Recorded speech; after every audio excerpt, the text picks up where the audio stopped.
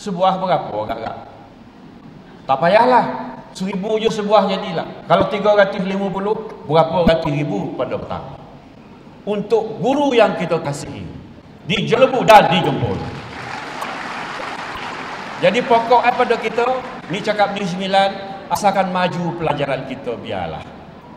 Jadi bersama-sama saya petang ini adalah pemimpin-pemimpin kita sekali. Dari AMNO-nya ada, dari MIC-nya ada, dan dari rakan-rakan lain pun ada. Berkat perjuangan kita, semoga kita mencapai tahap yang sehebat dikatakan oleh mereka yang memberi petua kepada kita. Saudara pengerusi, hadirin hadirat, sebelum kemari tadi ada rakan memberi SMS kepada saya supaya menyebutkan apa yang dikatakan oleh seseorang yang bernama Khalifah Abdul Malik bin Marwan. Abdul Malik menukilkan semulia-mulia manusia ialah siapa yang mempunyai adab, merendahkan diri ketika berkedudukan tinggi, memaafkan ketika berbudaya membalas, dan bersikap adil ketika kuat. Saya tertarik dengan ungkapan Khalifah Abdul Malik ini oleh kerana zaman beredar, taka bergilir. Orang yang kuat itu satu hari tak jadi kuat. Orang yang lemah itu satu hari akan jadi kuat. Orang yang miskin itu satu hari akan kaya. Yang kaya itu juga satu hari mungkin papa ke dana. Atas putaran alam begitulah pada petang ini kita insaf. Yaitu di sebelah kanan saya nilai-nilai aspirasi meritokrasi pelajaran kita capai. Pada belah kiri saya budi bahasa budaya kita cuba capai. Dan seterusnya mengubah kehidupan prihatin pandangan kita, yaitu sentuhan mengubah kehidupan kita masing-masing. Jadi APC kita petang ini adalah jalinan mesra kita dan kasih sayang yang berterusan antara yang memimpin sedikit sebanyak dengan para guru dan cendekiawan kita di kedua-dua kawasan ini. Saya berbangga sekali lagi perlu saya nyatakan sebagai bekas guru, dan saya bangga di atas usaha-usaha yang saudara-saudari teruskan demi anak bangsa kita. Terima kasih pada Cikgu Ma'ruf juga yang telah memberi bahan kepada saya untuk menyatakan pada petang ini membawa sedikit buah tangan. Tanpa beliau mengingatkan saya, mungkin saya tidak teringat menyuruh MCMC atau SKMM membantu guru di Jelebu Jempol dalam keadaan yang diperlukan. Yang mana membawa saya kepada perenggan terakhir, yaitu dunia ICT. Diharapkan tanpa mengira Melayu, Cina, India, Kadazan Iban, orang Ulu, Murut dan lain-lain, kita mesti tajamkan pengetahuan ICT kita.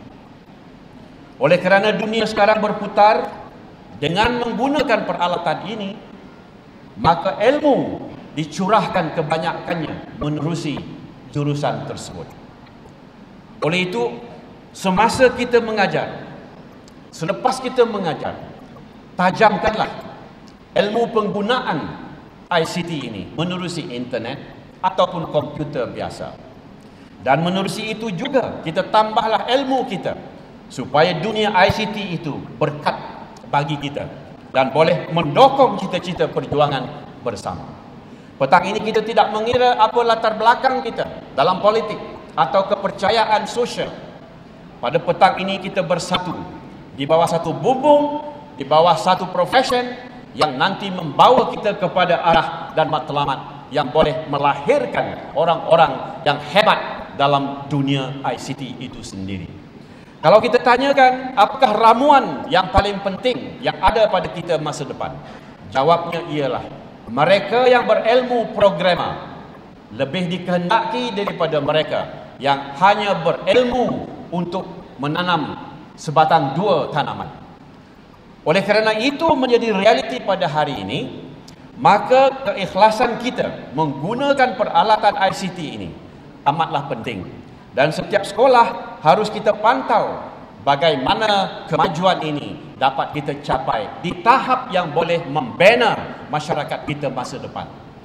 Pakcik kita di kampung pada saat ini mungkin tidak berminat untuk menyentuh komputer, tetapi cucunya, anaknya akan berhadapan dengan komputer, dengan internet, dengan Facebook, dengan Twitter, dengan Tumblr dan sebagainya. Oleh yang demikian, mau tidak mau, orang lain yang menentukan tamadun bagi kita, bukan kita saja. Kita cuma ada alat ini, tapi yang mengisi alat ini semuanya orang luar, bukan kita. Oleh itu, sebahagian daripada anak murid kita diharapkan menjadi tukang isi kepada komputer ini. Tidak hanya kita harapkan word processor daripada Macintosh ataupun PC daripada syarikat-syarikat besar luaran.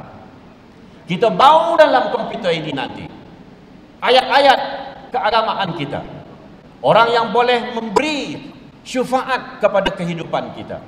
Kita ingin melihatkan supaya komputer kita menjadi kreativiti kepada setiap yang mengguna. India sudah mula dalam hal ini, China sudah mula dalam hal ini, Korea sudah mula dalam hal ini, Jepun, Taiwan dan lain-lain. Singapura pun sudah mula. Oleh yang demikian, saya buat seruan khaslah kepada cikgu, para guru yang dikasihi. Mari kita cuba lahirkan pencinta komputer tetapi dengan isian kreativiti yang boleh hasilnya nanti